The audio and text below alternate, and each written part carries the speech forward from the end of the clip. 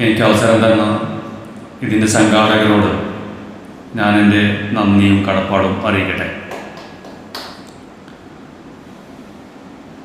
തീർച്ചയായും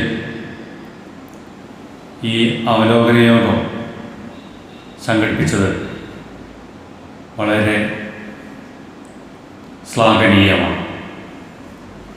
ഒരു യാത്രയ്ക്ക് ശേഷം നമ്മൾ എന്തെല്ലാം പഠിച്ചു, ഇനി എന്തെല്ലാം ആസൂത്രണം ചെയ്യണം, അതിൻ്റെ പോരായ്മകൾ എന്നീ കാര്യങ്ങൾ നമുക്ക് ചർച്ച ചെയ്യേണ്ടതുണ്ട്. തീർച്ചയായും ഞാനും ഈ യാത്രയിൽ ഭാഗവാക്കായിരുന്നു എന്നുകൊണ്ട് തന്നെ ഈ ചർച്ചയിൽ പങ്കെടുക്കുന്നതിൽ വളരെയധികം സന്തോഷമുണ്ട്. നമ്മുടെ ബ്രൈറ്റ് അക്കാദമി മുൻപും ഇതുപോലുള്ള യാത്രകൾ സംഘടിപ്പിച്ചിട്ടുണ്ട്. ഒരുപാട് ആളുകൾ ഈ യാത്രയുടെ ഭാഗവാക്കായി മാറിയിട്ടുണ്ട്. ബ്രൈറ്റ് അക്കാദമി സംഘടിപ്പിക്കുന്ന യാത്രകൾ മറ്റു യാത്രകളിൽ നിന്നും വിഭിന്നമായി അതൊരു പഠന വിനോദ യാത്ര കൂടിയാണ്.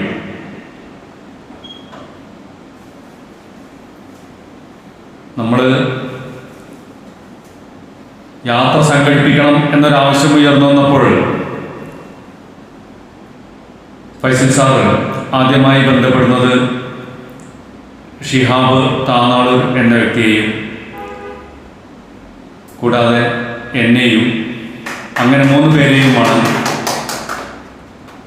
നമുക്കുടനെ ഒരു യാത്ര സംഘടിപ്പിക്കണം, അതിൻ്റെ ഡെസ്റ്റിനേഷൻ ഇന്നതാവണം എന്നെല്ലാം ചർച്ച ചെയ്ത് നമ്മൾ തീരുമാനിച്ചു. ഒരാഴ്ച കൊണ്ട് തന്നെ ഈ യാത്ര സംഘടിപ്പിക്കാൻ കഴിയുന്നതാണ് ഇതിൻ്റെ ഏറ്റവും വലിയ പ്രത്യേകത. അത് ബ്രൈറ്റ് അക്കാദമിക്ക് മാത്രമേ സാധിക്കൂ എന്നാണ് ഞാൻ മനസ്സിലാക്കുന്നത്.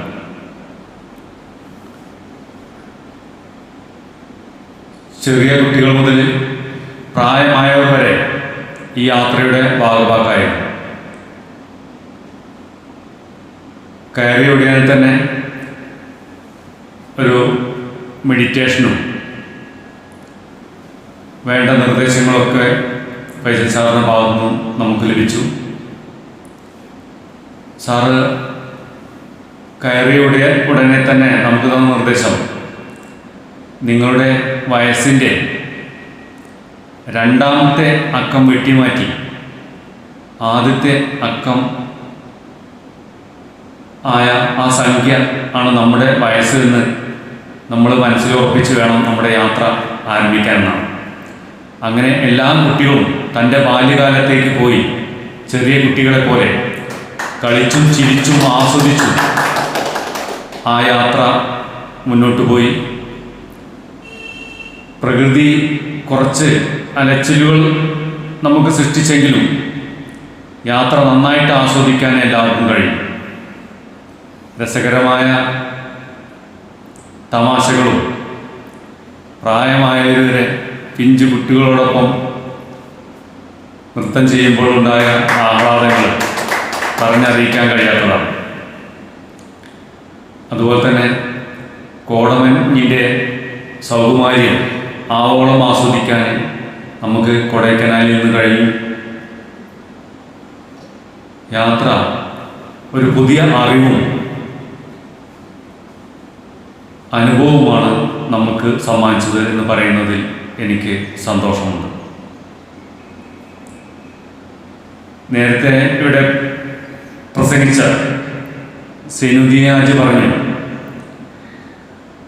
യാത്രയെക്കുറിച്ചുള്ള തൻ്റെ വിലപ്പെട്ട അറിവുകൾ അനുഭവങ്ങൾ പങ്കുവയ്ക്കുകയുണ്ടായി. അതുപോലെ തന്നെ സൈനുദ്ദീൻ ഹാജി മാത്രമല്ല, അതുപോലെ തന്നെ ഒരുപാട് ആളുകൾ ഇതിൻ്റെ അനുഭവങ്ങൾ നമ്മളോട് പങ്കുവച്ചു. ഇനിയും ആളുകൾ പങ്കുവയ്ക്കാനുണ്ട്.